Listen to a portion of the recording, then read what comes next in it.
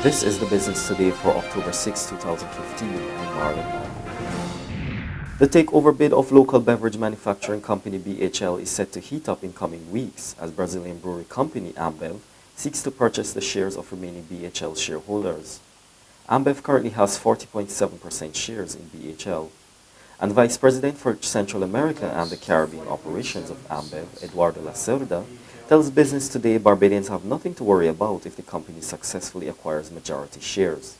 We bought 40.7% of BHL, and now we launched a tender offer that is valid until end of this month to buy the remaining shares in accordance to the local legislation.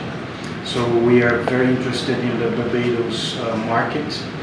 Banks is a great brand, and we would like to enter in that market through a great brand, the undisputed local leader. There will be no name change. This is a shareholder transaction, and our intention is to keep the bank's name, to keep the company as it is today, and of course grow and exploit its full potential. And while he could not say what level of investment was likely should Ambev succeed in its bid, Lacerda says the intention is to expand BHL operations while delivering more foreign exchange to Barbados through increased production and exports. I can only see good things both for the population and for the employees and the country itself. The country will benefit from additional exports that we want to make. The employees will have not only possibilities to grow in their careers within Barbados, but also they will be part of an international company, and therefore will be able to grow their careers international.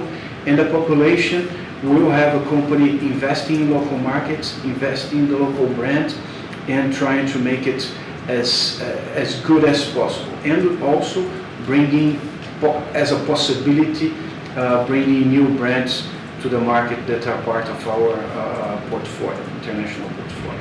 Officials of Mount Gay Distilleries are pleased with the company's performance over the past year.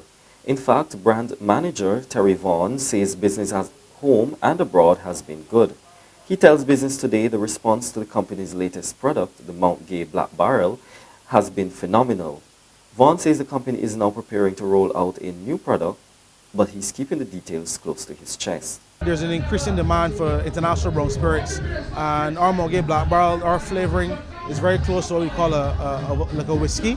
So we've seen that the patrons are really adapting the taste of our Mount Gay Black Barrel, and therefore they're able to actually purchase it as a great alternative to whiskey or a brandy or cognac in some cases. So we've actually seen that transcending down to the events that we sponsored for the crop over season, as well as events after the crop over season. So you can also look up for some new stuff coming from Mount Gay in the next few months or so, probably from November onwards. We can look for something very new, innovative from us. I say that we're going to have something very new coming to the public that is refined or distilled with a natural ingredient that's distinctly for the Bajan palate.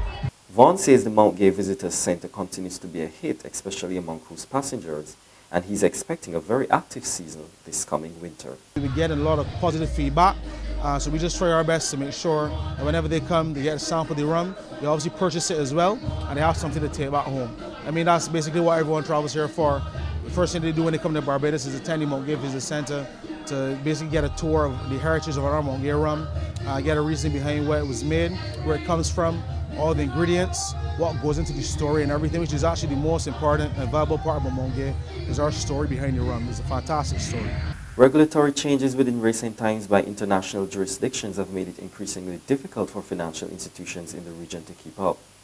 And if this trend continues, financial institutions in the Caribbean will be severely challenged to provide the level and types of services to its customer base. This concern was raised by participants at the recent Caribbean Banking and the Caribbean International Financial Services Sector Workshop in Curacao.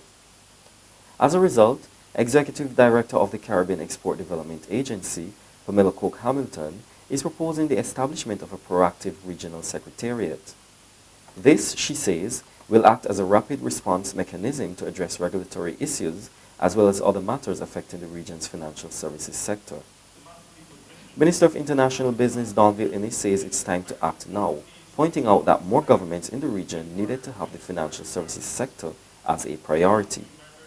He said more resources are also needed to promote this sector. He urged authorities in the region to work closer with each other to ensure the sector's viability. Now for today's financial tip. Make bite-sized money goals. In addition to focusing on big goals such as buying a home, aim to also set smaller, short-term goals along the way that will reap quicker results, like saving some money each month to take a trip in 6 months. That's been the business today. Join us again on Thursday. Until then, you can get more business and news by logging on to www.barbadostoday.tv, subscribing to our e-paper, and liking us on Facebook. I'm Marlon Lang.